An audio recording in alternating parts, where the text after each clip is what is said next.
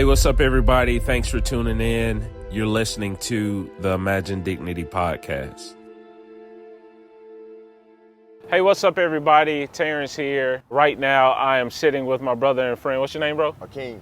Akeem, like Coming to America? That's right. That's one of my favorite movies, actually. Yeah. I'm really excited about talking to you because I don't know your story, but I actually met you the day before and you were really interested in wanting just to share your story. Can you tell me why? To be honest with you, man, I've been out here and I've noticed a lot of guys. I noticed a lot of guys, it seemed hopeless, you know what I mean? And me, I'm just inspired, man. I'm a combat vet. Oh, you served the country? Yes, yes. Well, thank you for serving the country, bro. Yeah. For me, man, I just like going around and talking and telling people, you know what I mean, ways to stay motivated, you know what I mean, even though you're homeless, you know what I mean? Yeah. It's ways to stay motivated. I'm grounded and motivated because, you know, my parents raised me up in the church, you know what I mean? Oh, for real? Yeah. So you're a man of faith too? Oh, yeah, absolutely. Absolutely. Okay. Absolutely. That's the only thing that's kept me alive. Yeah. Yeah. Man, you talk about the hopelessness that you see in the eyes and the faces of people. Can you explain a little more what you see? Pretty much it's a desire to give up. I see a desire to give up, man. It seems like a lot of people are just tired of repeating the same patterns, and you know what I mean? They really don't know. It seems like they try all avenues and nothing really satisfies them, you know what I mean? So, or nothing actually helps them like make it break the cycle. over the hump of homelessness.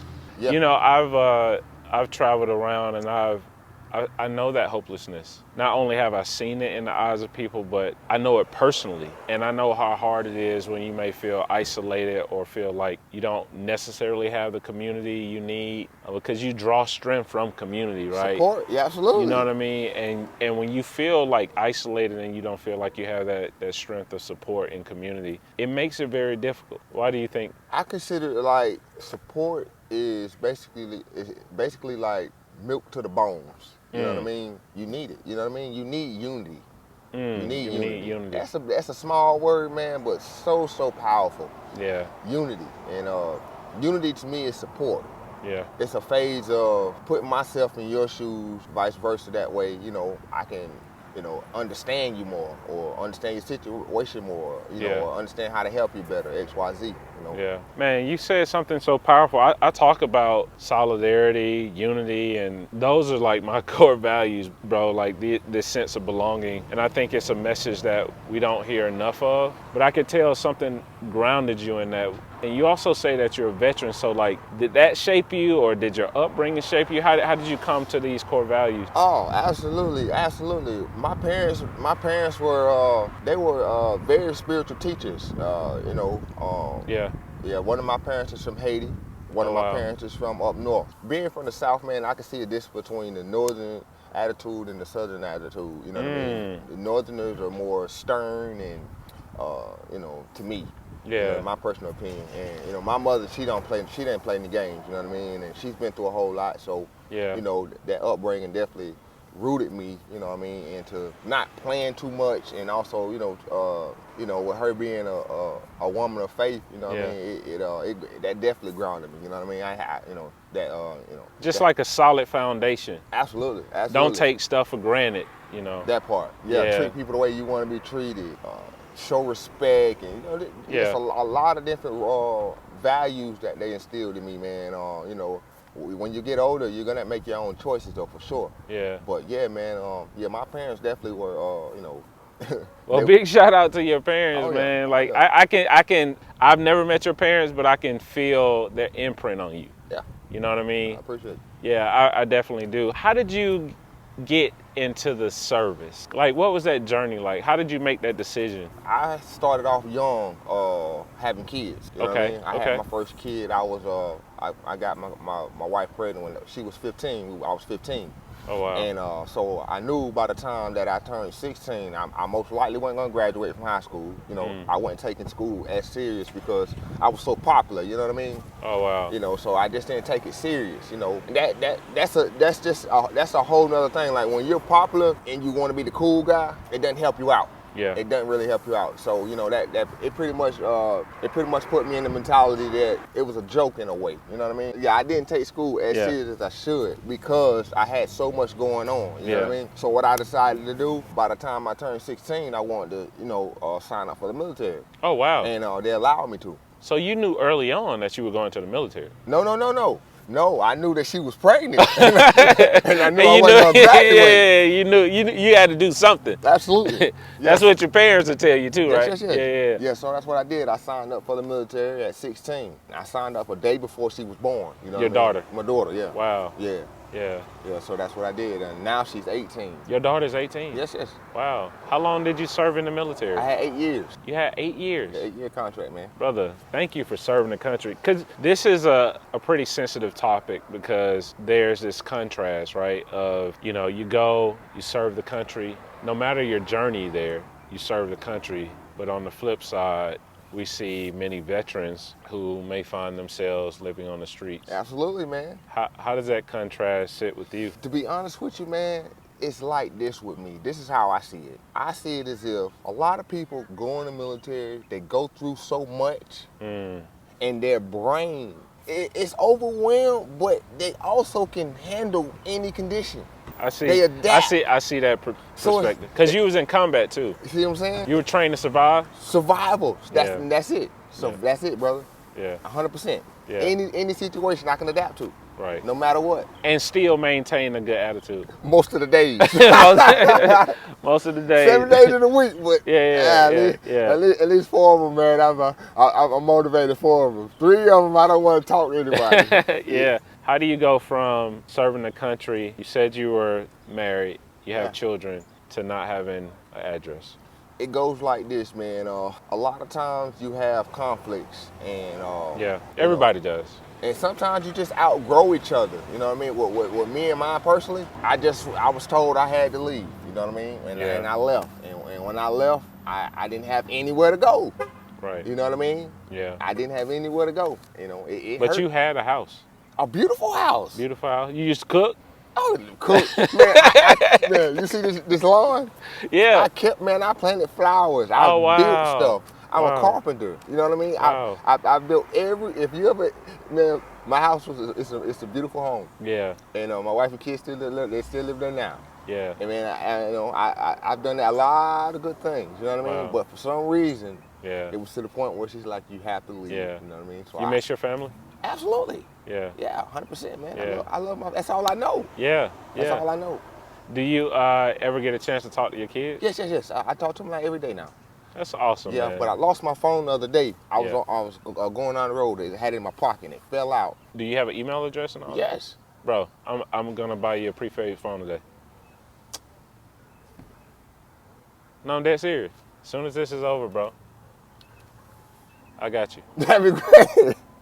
That'd be great, man. Yeah. Why you got emotion, bro? Man, look, bro. I really, really needed it. You know what I mean? I needed my phone, man. Yeah. And you don't know, man. I walked around for a whole day looking for that phone, man. You know what I mean? I paid my money. I paid my bills. That's one thing that I always try to take care of, my phone. Yeah. You know what I mean? That's how I keep in contact with them. You know what I mean? That's important to me. No, the phone on me today, bro. Yeah. Praise be to God. Praise be to God, bro. It, man. Nah, for real. Because, when I hear you, bro, I got chills on my arms, but it seems like you really are valuing building that relationship with your kids. I lost my dad earlier this year, bro. Sorry to hear that. Yeah, and I know how much I miss him, regardless of all of the friction, the good times, the bad times. Like, at the end of the day, that was my father. I got a chance to serve him until he made his transition, bro, and I would give anything to talk to him one more time. I think he'd be absolutely proud of you, bro. I think he'd be very proud of you.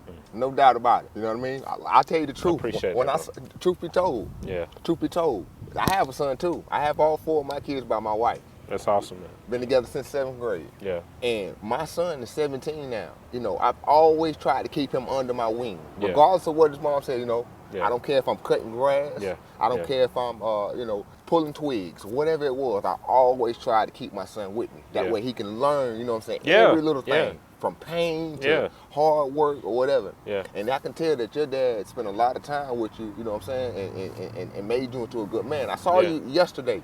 And when I saw you, I didn't say much, but I was watching you, and I thought to myself, wow, man, what a man. Oh, bro, I appreciate that, man. I meant that. Yeah. I was like, man, wow, what a man. I mean, it's from the heart, man, and I try to show up the best. I'm not perfect, but I try to show up from the heart. And that's the one thing I can say I learned from my pops. He wasn't nobody's perfect, right? But he used to always tell me that when I do things, do it from the heart, man. Come from the heart with it. That was his phrase. And I think when you do things from the heart, you connect with other people's hearts, man. Facts. Man, let me ask you this, bro.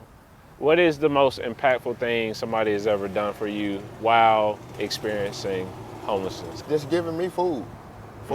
That's food. And that's essential, right? Absolutely, yes. Yeah. Yes. You gotta have food, man. You know what I mean? And especially at the times when you really, really want it. Yeah. That's what touches me. Yeah. When you really, really need it. Yeah. That's most impactful for me. What's the most meanest thing a person has done? Not responding. Just ignoring you? Yeah, just ignoring me. How does it make you feel? It makes me feel less than a person. You know what I mean? You know, you never know anybody. You don't know everybody's story. So it's like, you know, I could have been an ex-judge. You know? Right. You're a veteran. Yes. You know what I mean? 100%. So, it stepped on my ID. Yeah, you're a veteran. Yes, I am. But people don't know. What would you want people to know about homelessness?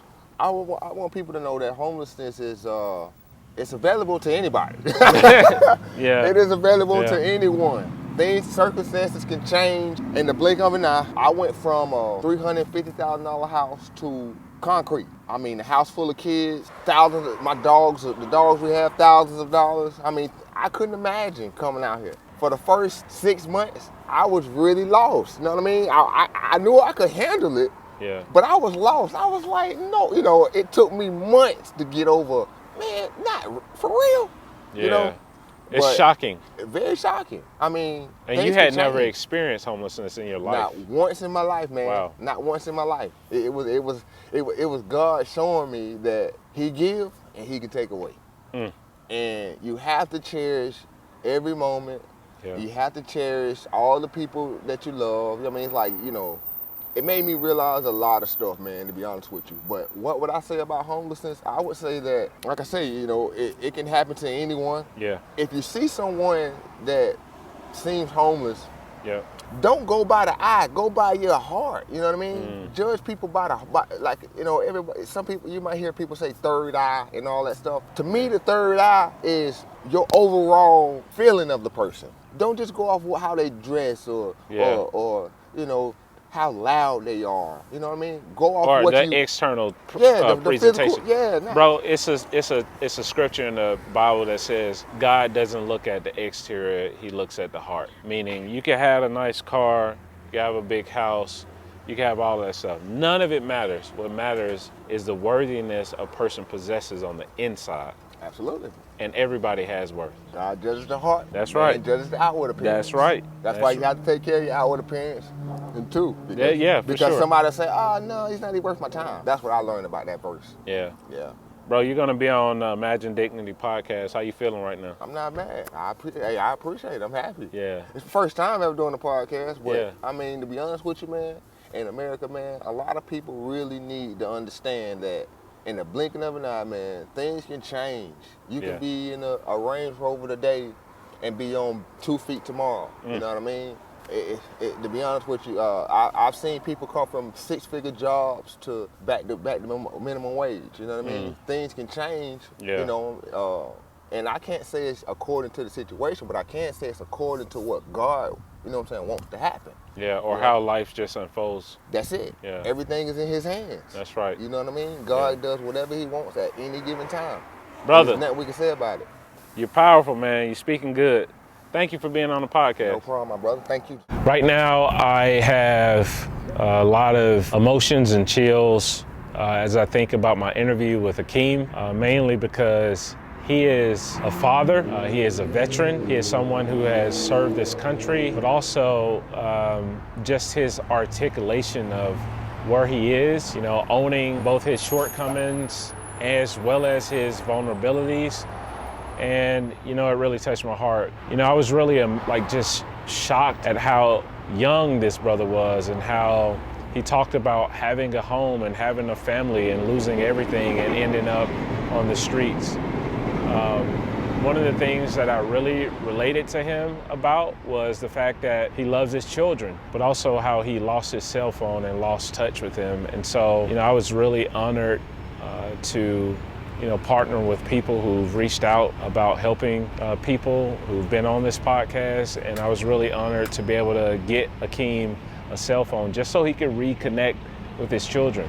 I'm a father myself, and I know how much my children mean to me, but most importantly, I know how I just love talking to my kids. And so, another aspect of the experience of homelessness is how distance can become the thing that, kind of rips families apart and tears, relational capacity down, especially when you don't have ways to communicate. It's not to say that the love is lost, but it's just, when you don't have a phone or you're not able to see a loved one, you can kind of lose that sense of connection. It is important for people who are going through the experience of homelessness to connect with their family, their children, and their loved ones. So I hope you took something away from this interview, but most importantly, I hope that you saw how committed of a person that Akeem is and how committed he is to his children.